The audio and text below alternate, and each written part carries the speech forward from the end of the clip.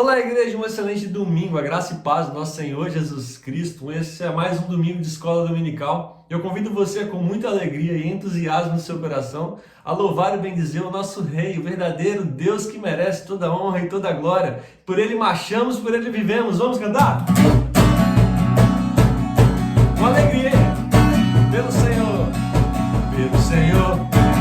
marchamos sim, seu exército. Sua glória será vista em toda a terra. Vamos cantar o quê? O canto da vitória. Glória a Deus! Vencemos a batalha. Toda arma contra nós perecerá. O nosso general é o Senhor. O nosso general é Cristo. Seguimos os teus passos. Nenhum inimigo nos resistirá.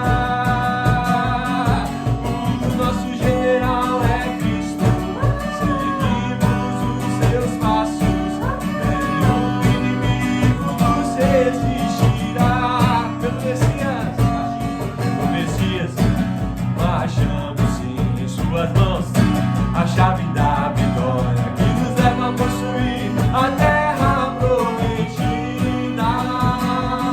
Vamos cantar o canto da vitória. Glória a Deus! Vencemos a batalha, toda arma contra nós perecerá.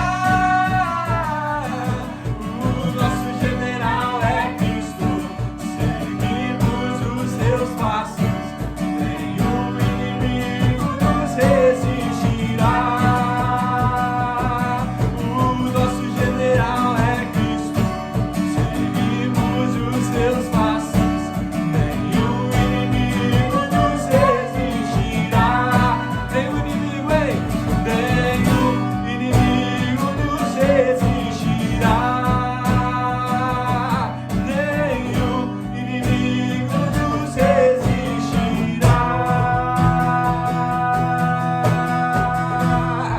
Ele é o Rei dos Reis, Ele está contigo.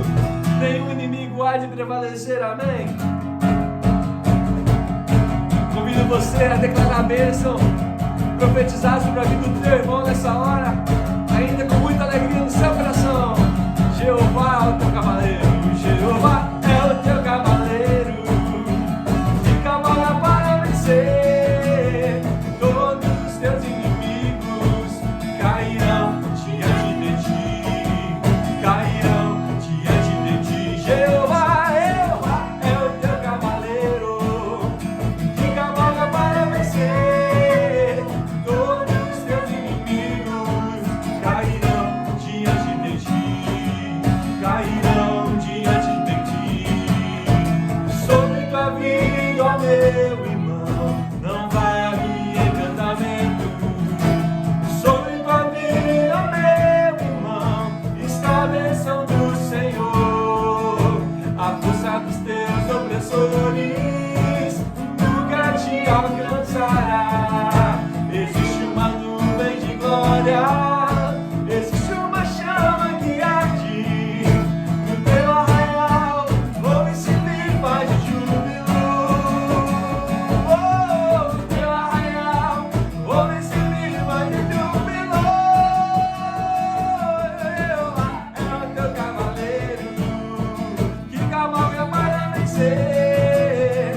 Todos os teus inimigos cairão diante de ti.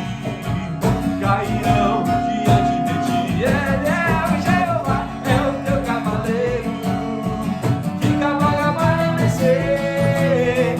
Todos os teus inimigos cairão diante de ti. Cairão diante de ti. Agora eu convido a você a profetizar na vida daquele que está perto de você. Beleza?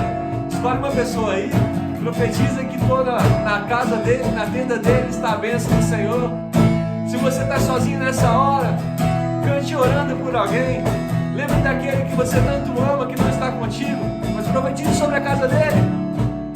Ou então, meu irmão, se você achar ainda melhor, que a minha voz aqui seja abençoando a sua vida aí, ok? Sobre tua vida, meu irmão, não vale encantamento.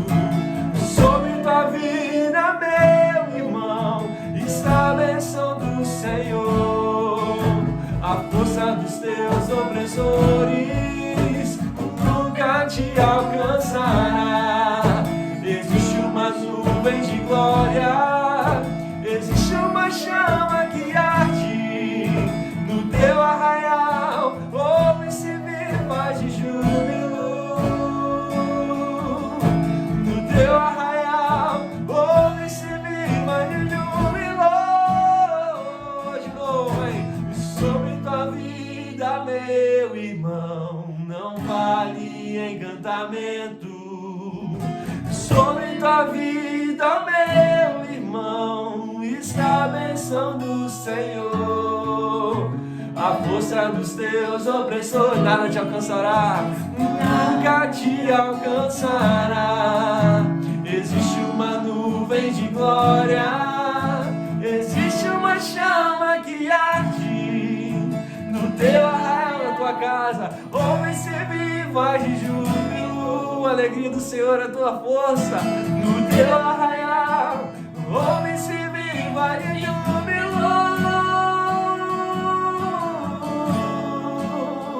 a alegria do Senhor é a nossa força.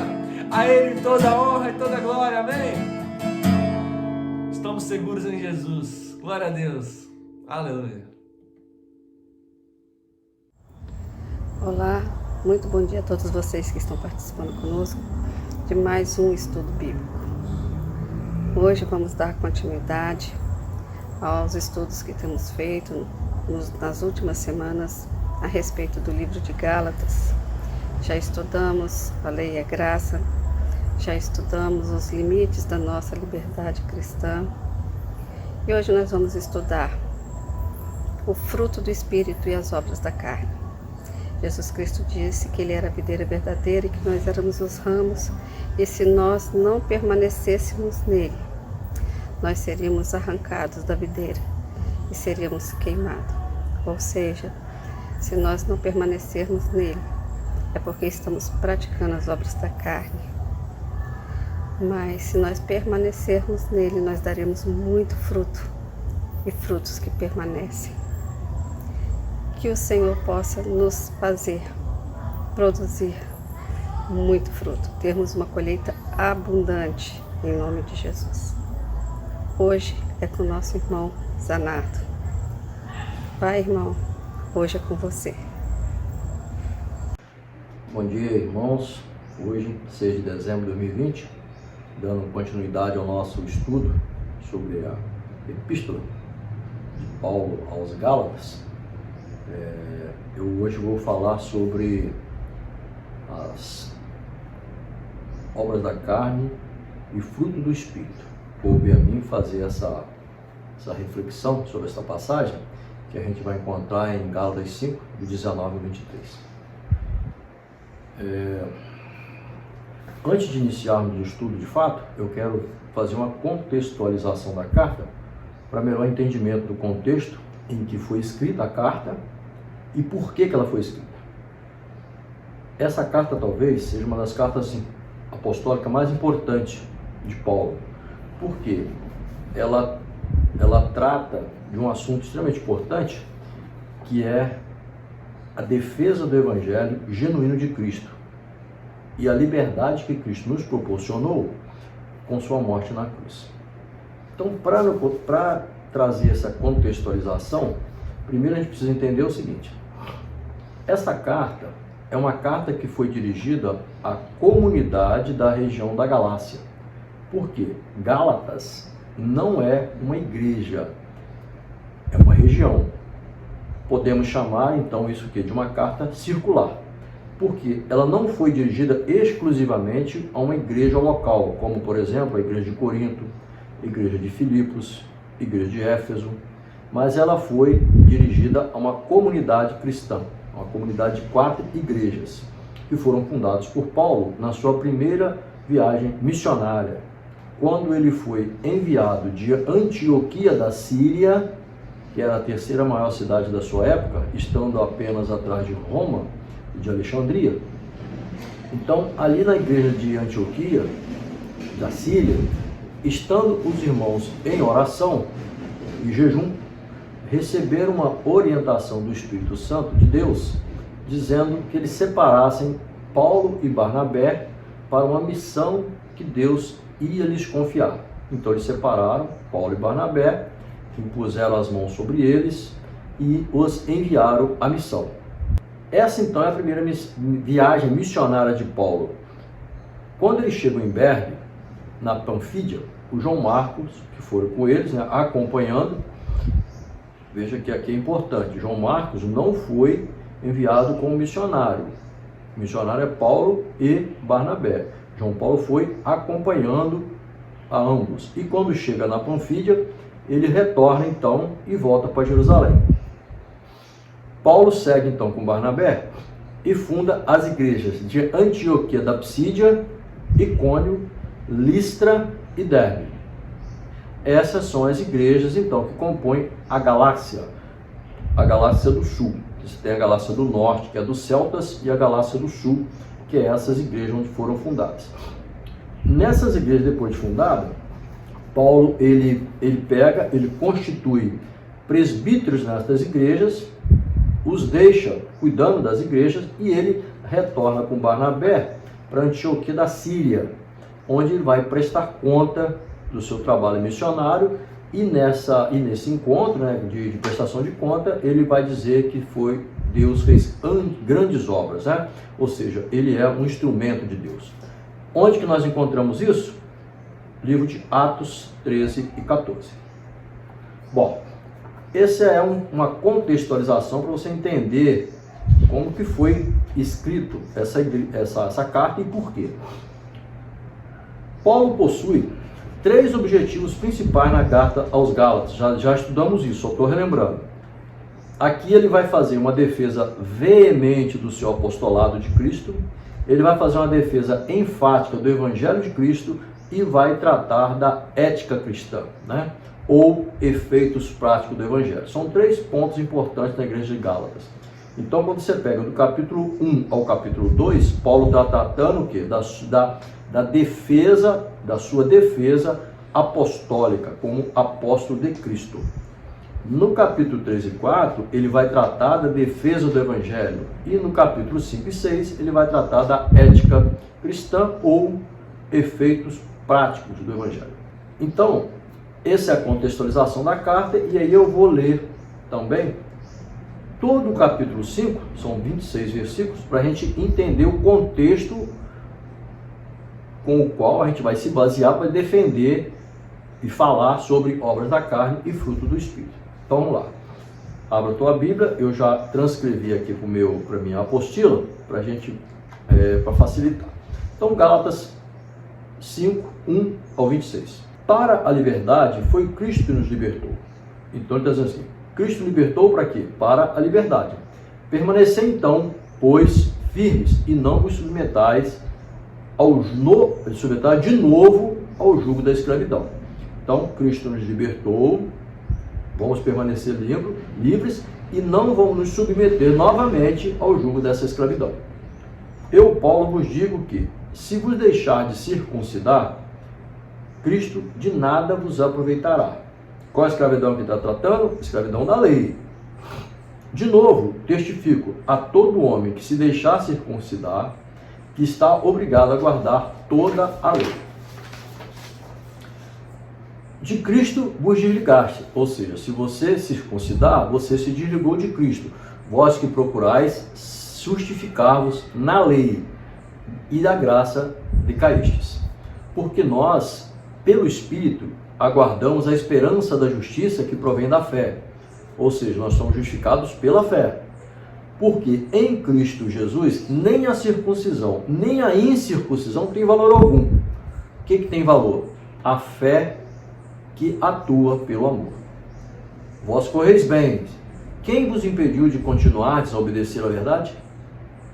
Essa persuasão não vem daquele que vos chama. Um pouco de fermento leveda toda a massa.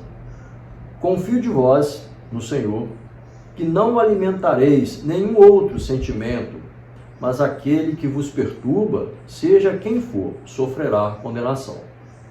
Eu, porém, irmãos, se ainda prego a circuncisão, por que eu continuo sendo perseguido?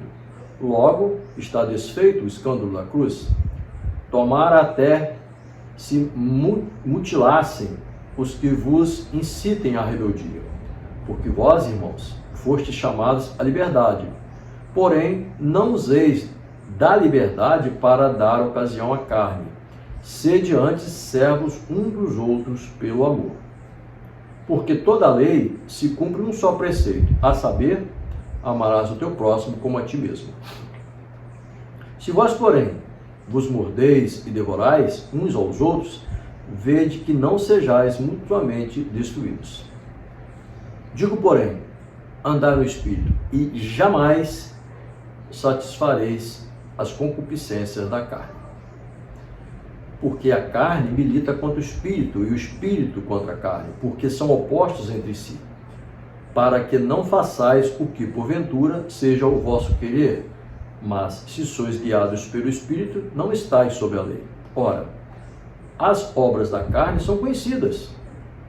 São a prostituição, a impureza, a lascívia, a idolatria, a feitiçaria, inimizades, porfias, ciúmes, iras, discórdia, dissensões, facções, invejas, bebedices e glutonarias, e coisas semelhantes a essas, a respeito das quais eu vos declaro, como já outrora vos preveni, que não herdarão o reino de Deus os que tais coisas praticam. Mas o fruto do Espírito é amor, alegria, paz, longanimidade, benignidade, bondade, fidelidade, mansidão, domínio próprio. Contra estas coisas não há lei. E os que são de Cristo Jesus crucificaram a carne e suas concupiscências e suas paixões. Se vivemos no Espírito, andemos também no Espírito. Não vos deixemos possuir de vanglória, provocando uns aos outros, tendo inveja uns dos outros. Então essa é a leitura que nós fizemos, né, do capítulo 5, e aí esse que é o capítulo que nós vamos estudar. Então inicialmente fizemos uma contextualização da carta, o que Paulo quer com essa carta, e fizemos a leitura do que nós vamos estudar. Nesse capítulo que nós vamos estudar, que é o capítulo 5, nós vamos tratar o quê? A ética cristã e os efeitos práticos do Evangelho. Então, aqui, qual é o objetivo que nós vamos tentar apresentar para vocês aqui nesse estudo? Primeiro, apresentar uma vitória consistente sobre o pecado, para você ter uma vida reta. Outro ponto, acabar com os conflitos dentro da igreja. E terceiro, aprender a amar de verdade. O que é o amor de verdade? Então, nesse capítulo, Paulo vai resolver dois problemas da igreja da Galácia. Então, dois problemas ele tem e dois problemas ele vai dar uma solução para ele. Primeiro, o legalismo religioso e o conflito dentro da igreja.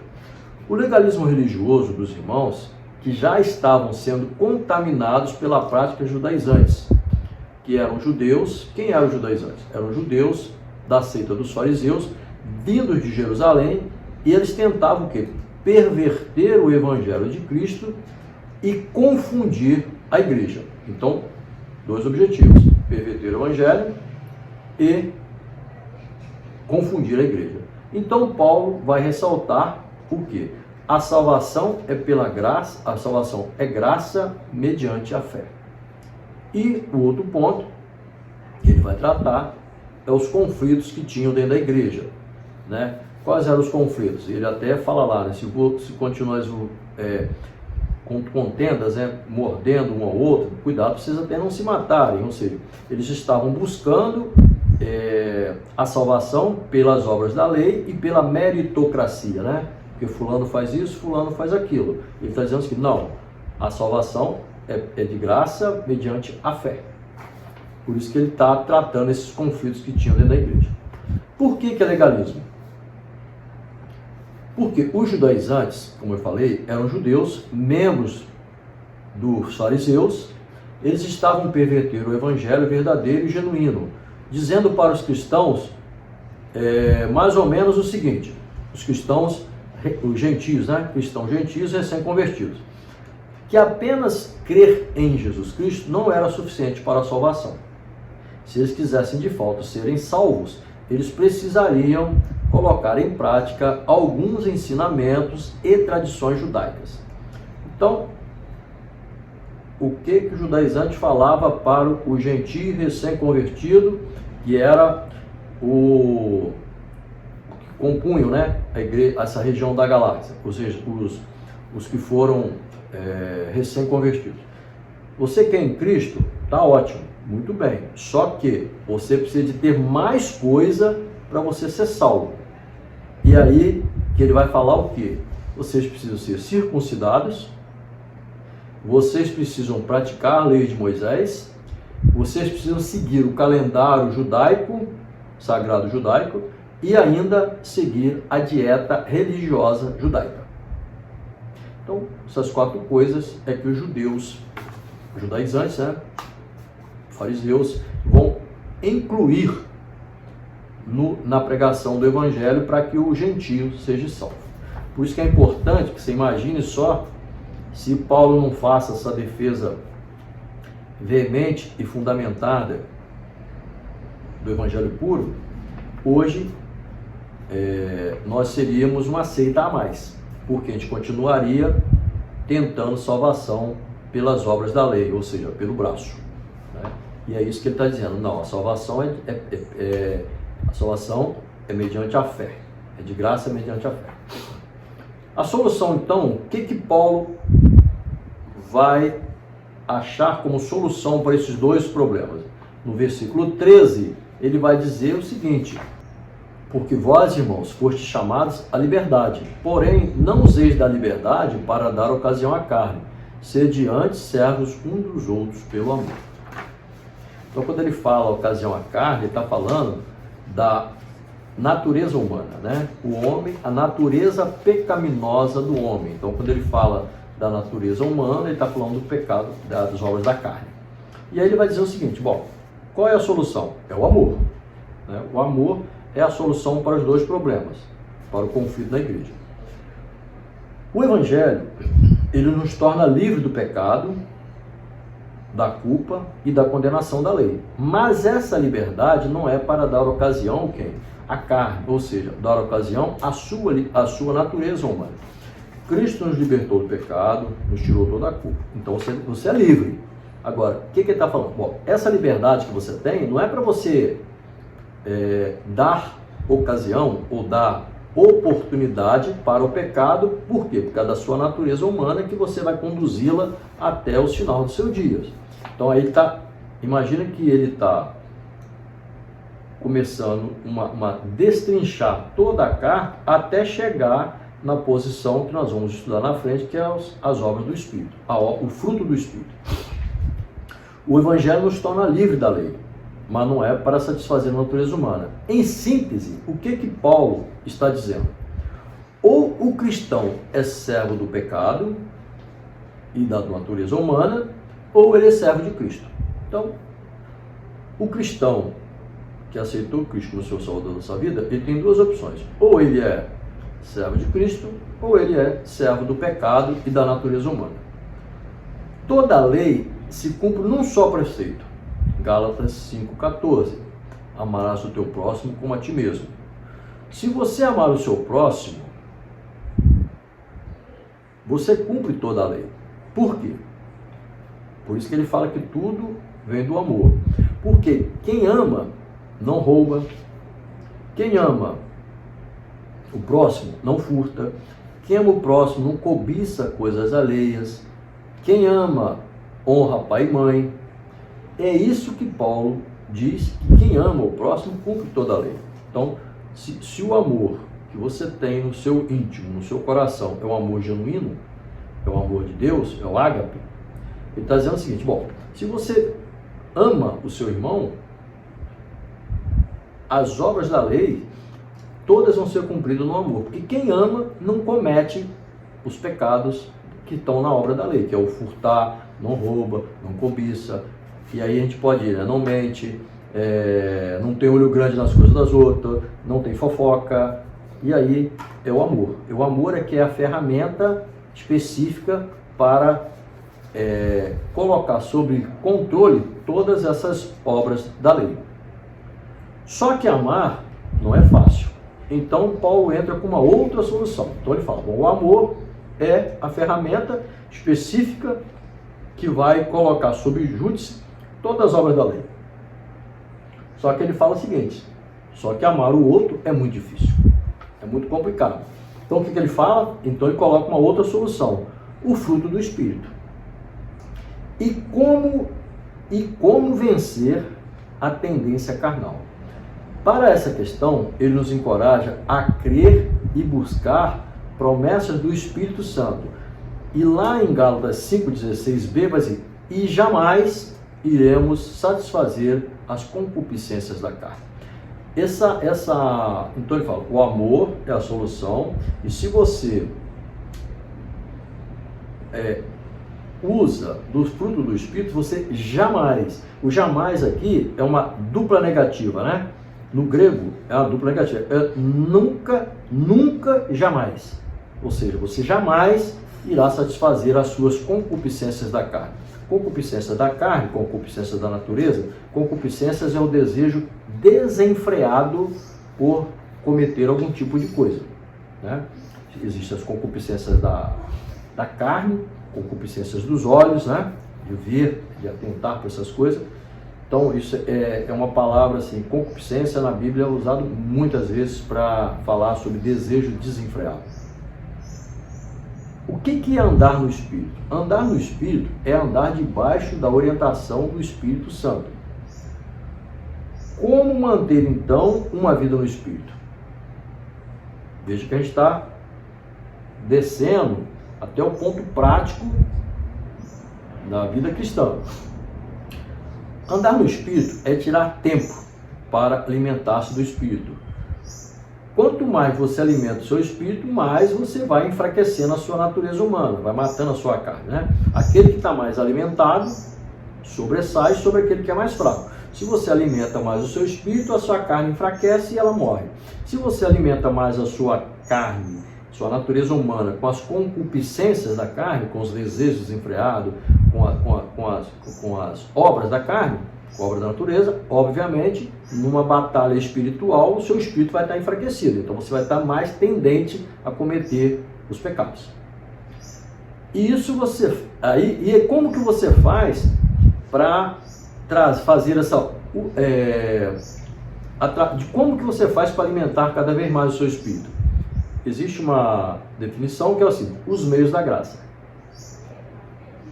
E o que é meio da graça?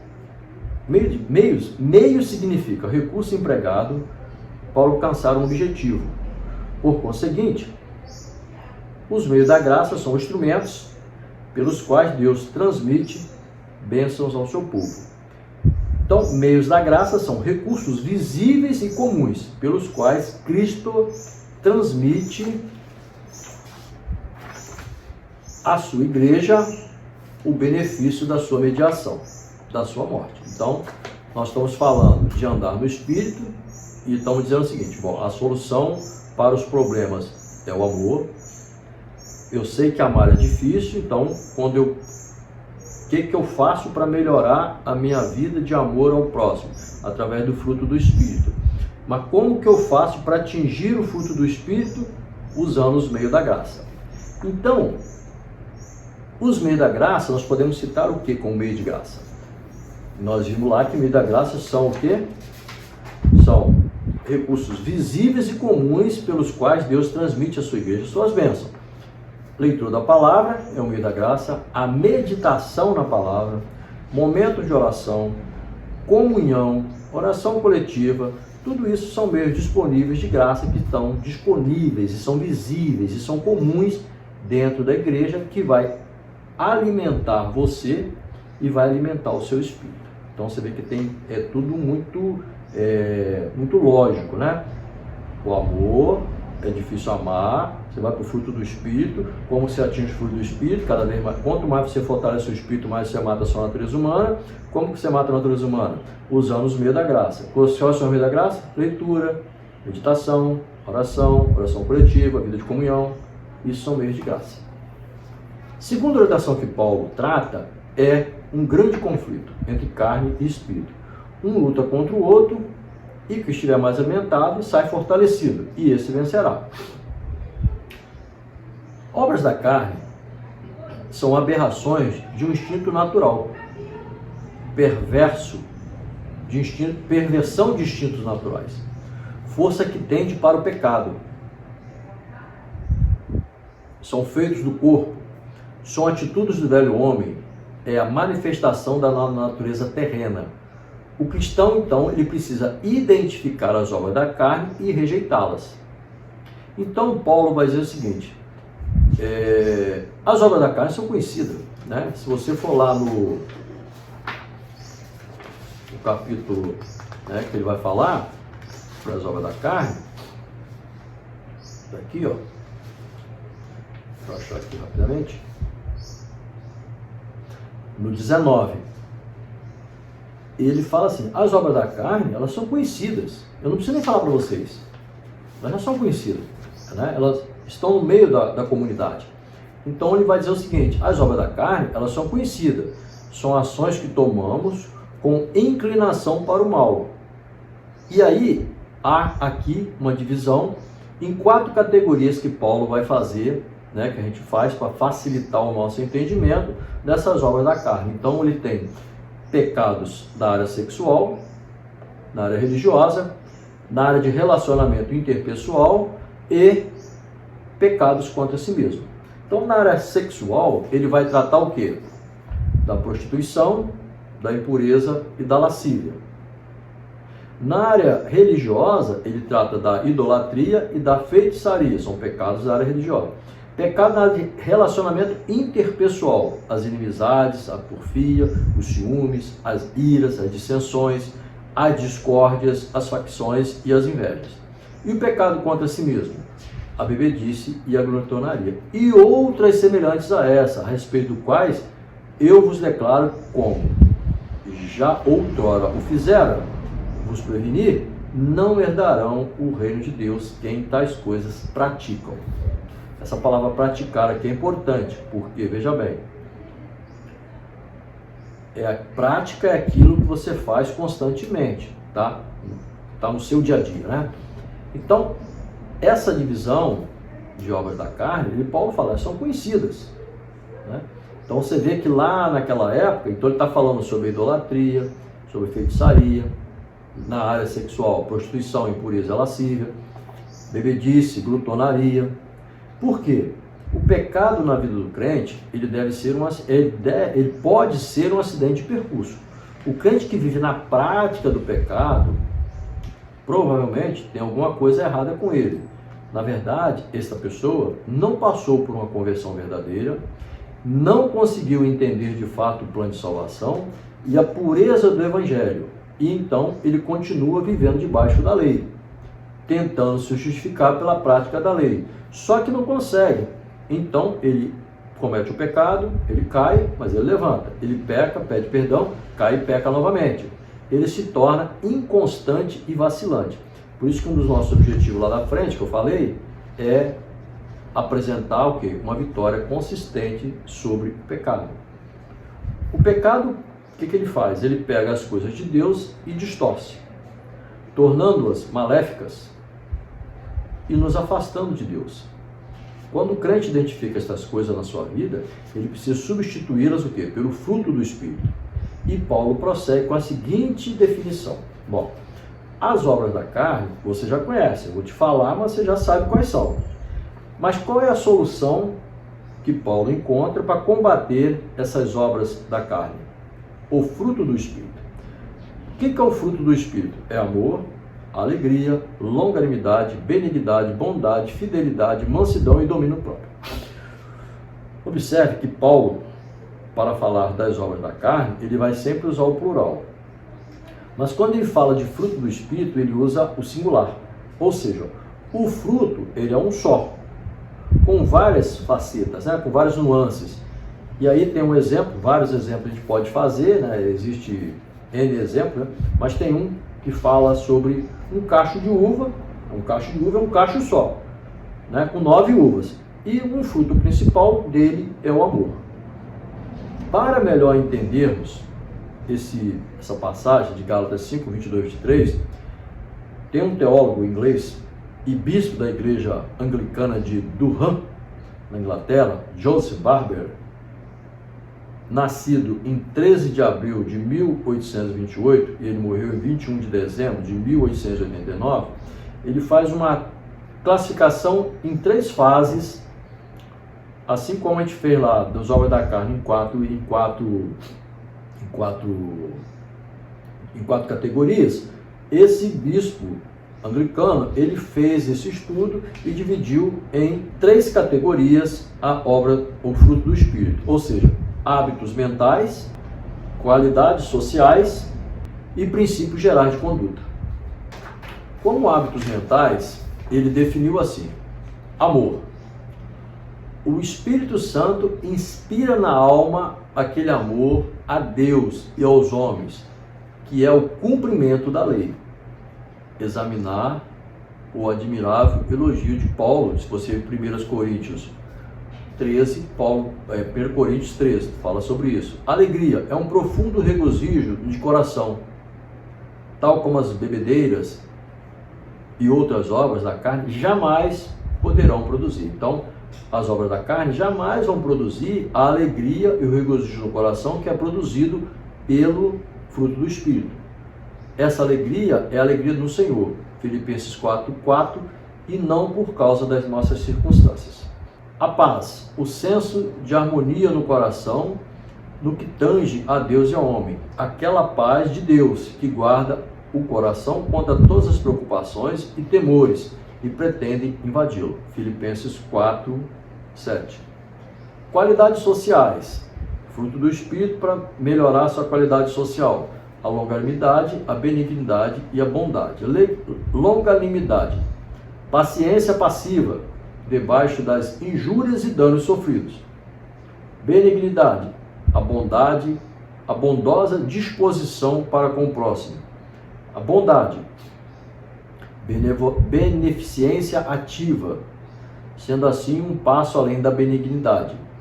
Nenhum atrito mais excelente poderia ser pago a Barnabé. Se você for lá em Atos 11:24, vai falar sobre Barnabé, que era tido por Barnabé, que era tido dele, que era um homem bom, e por isso era cheio do Espírito Santo e de fé. Princípios gerais de conduta: a fidelidade, a mansidão e o domínio próprio. Fidelidade. Algumas versões dizem até fé, mas certamente essa versão é mais correta. Tito 2:10, onde a palavra é também assim traduzida. Então, o que é fidelidade? É fé, é ser fiel, né? A mansidão, o temperamento, especialmente cristão, de não defender de unhas e dentes os próprios direitos. Nosso Senhor associa a bênção a essa virtude, Mateus 5:5, sendo um de seus próprios atributos, Mateus 11:29 e 2 Coríntios 10:1. Domínio próprio, geralmente traduzido por temperança, noutras versões, equilíbrio. A ideia sugerida é do indivíduo que sabe controlar firmemente seus desejos e paixões. A palavra ocorre em Atos 24:35 e 2 Pedro 1:6. E Paulo prossegue no capítulo 20, no versículo 23, dizendo assim: quanto a essas coisas, não há lei. Não há lei que proíba você de praticar nenhum desse fruto do Espírito. Você não está proibido de praticar o amor verdadeiro, a alegria, a paz, a longanimidade, a benignidade, a fidelidade, a mansidão e o domínio próprio. Não há lei contra isso, né? Não existe lei contra isso. Contra a obra da carne, sim. A lei existe para o propósito. Por que existe lei? Para propósitos e restrição. Mas quanto a estas virtudes, nada existe para limitá-las. Se você for pegar 1 Timóteo 1, de 9 ao 10, vai falar justamente isso. Não existe lei para limitar o fruto do Espírito. Tudo se resume no amor. Quanto a essas coisas, não há lei. Pelo contrário, se o crente pratica coisas que ele está cumprindo a lei. É difícil ver essas coisas em nós mesmos sem a força da ação do Espírito Santo. Então, que resultados eu vou conseguir se eu praticar o fruto do Espírito? Qual o resultado que eu vou atingir? Se eu pratico o fruto do Espírito, se esse fruto do Espírito ele é firme na minha vida, que resultado eu vou alcançar com isso? Primeiro, eu vou ter um resultado da vida de Deus dentro de mim. Segundo, eu vou ter a presença do Espírito Santo dentro de mim. Eu vou ter o meu espírito recriado. Eu vou ter a manifestação visível de um poder invisível que age dentro de mim, moldando o meu caráter e o meu comportamento. E é o fruto do Espírito que nos dá as condições espirituais para lidarmos com as pessoas. Ele vai falar que as concupiscências, que a nossa natureza humana foram crucificadas com Cristo na cruz. Quando Cristo morreu na cruz, por nós, toda a natureza humana foi crucificada com Ele na cruz, porque a nossa carne, nossa natureza humana é herdada de Adão, ela é inimiga de Deus. Então ele está dizendo assim, bom, quando Cristo morreu na cruz para me salvar dos meus pecados, mas toda a minha natureza humana também foi crucificada com Cristo naquela mesma cruz. Aí você pode me perguntar agora, e como então que eu vou fazer para viver isso hoje? Então nós falamos da contextualização, por que Paulo escreveu essa carta, nos objetivos que ele escreveu. Nós falamos do conflito da igreja e do legalismo, que a salvação é pela graça, mediante a fé, não é com obras da lei, não é com meritocracia. Nós falamos sobre como atingir o fruto do Espírito e melhorar através do meio da graça, Nós falamos o que é obra da carne, definimos cada ponto, e falamos sobre fruto do Espírito, definimos cada ponto também. Então você pode me perguntar agora, tá, tudo bem, eu sou crente, o que eu faço, como eu faço para atingir isso hoje? Vamos lá. Você pode me dizer, eu sou crente, recebi o Senhor Cristo, como o Senhor Salvador da minha vida, mas como que eu consigo me libertar totalmente desses pecados? E Paulo vai dizer o seguinte, se você é crente e reconhece Jesus como o Senhor e Salvador da sua vida, então você vive no Espírito. Você recebeu, Você foi a nova criatura, você nasceu de novo. Você aceitou Jesus como o Senhor e Salvador da sua vida, você nasceu de novo. Lembrando que você estava morto nos seus delitos e nos seus pecados, e aí Deus te resgatou desse império das trevas, te trouxe para a maravilhosa luz. E aí você recebeu o Espírito Santo de Deus. Muito bem. Ou seja, o seu espírito foi recriado. Você nasceu de novo, você é uma nova criatura. Então, aqui Paulo está dizendo, então você precisa ser coerente consigo mesmo e andar no Espírito, enchendo-se do Espírito, deixar o Espírito Santo te conduzir, através de quê? Do meio da graça. Então você vê que é bem lógico, Se você nasceu de novo, você é a nova criatura, você vive no Espírito, você ganhou isso, então você tem que andar no Espírito. Como você faz para andar no Espírito e praticar o fruto do Espírito? Utilizando-se do meio da graça. Quando você utiliza o meio da graça, que é o aprofundamento na palavra de Deus, a meditação, a oração, a comunhão, a vida de comunhão, Isso vai fortalecer o seu espírito, fortalece o fruto do Espírito, evidencia na sua vida, e aí você abandona cada vez mais a vida de pecado e a natureza humana, a natureza do velho homem. Diga não à natureza humana. Fuja. Diga não às obras da carne. Entenda, você e eu não somos um pecador. Por quê? O pecador é aquele que vive na prática do pecado. Que Paulo está falando. Aqueles que praticam tais coisas jamais entrarão no reino de Deus. O que pratica, que está ali na prática constantemente do pecado. Você tem uma natureza humana e com ela você vai até o final da sua vida.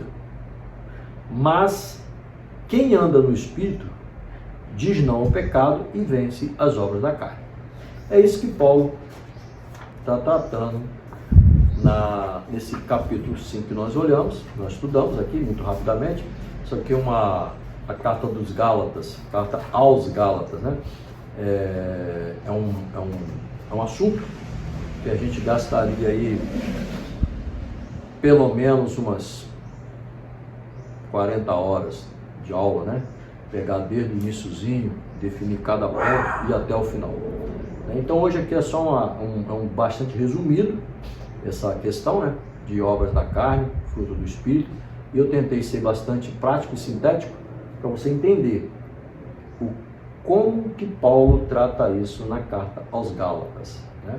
Primeiro ele vai falar a defesa dele como apóstolo, no capítulo 1 você vai ver. Depois ele vai tratar do evangelho genuíno. E terceiro, que é o que nós estudamos, ele vai tratar dos efeitos práticos do evangelho na vida do cristão. E aí ele vai dizer o seguinte: você precisa abandonar as obras da carne, fortalecer o fruto do Espírito. E para fortalecer o fruto do Espírito, você vai usar o quê? Os meios da graça. E quais são os meios da graça? Leitura, meditação, oração, vida de comunhão com Deus, com os irmãos.